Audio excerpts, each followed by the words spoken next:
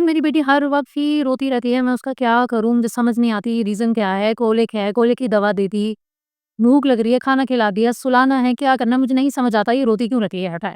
देखिए बच्चों का जो कम्युनिकेशन है ना, वो है ही थ्रू क्राइंग, उनको अभी कुछ और करना नहीं आता। अब जो छोटी-छोटी चीज़ें हैं जो कि बिल्कुल नॉर्मल उनके क्राइंग के लिए मैं ये आपको समझा दूँ। पहली चीज़, देखिए बच्चे जब भी यूरिन पास करेंगे ना, तो उनका ब्लैडर कॉन्ट्रैक्ट होता है, फिर वो रिलैक्स होता है। यूरिन करने से पहले भी उनको दर्द होता है, जो उनको समझ में नहीं आता तो एकदम से वो रोना शुरू कर देता है।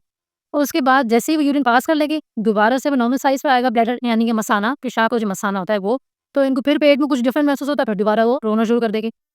जब पॉटी आ रही होगी, दोबारा से पेट के अंदर ऐसे ही कॉन्ट्रैक्शन होंगी आँतों में और फिर उसके बाद वो रिलैक्स होगी, फिर कॉन्ट्रैक्ट होगा, बच्चा फिर रोना शुरू कर देगा। जैसे स्टूल पास कर रहा होगा, उस टाइम भी रो रहा होगा, स्टूल पास कर चुका होगा तो गीले मन से रो रहा होगा, ठीक है? बच्चे के पेट में गैस हो गई है, तो तब भी रोएगा, उसको भूख लग रही है, तो तब भी रोएगा। छोटे बच्चे का बिल्कुल पेट जो होता है ना, जो उसका स्टमक है, वो बिल्कुल वॉलनट के साइज़ का होता है, इतना छोटा-सा।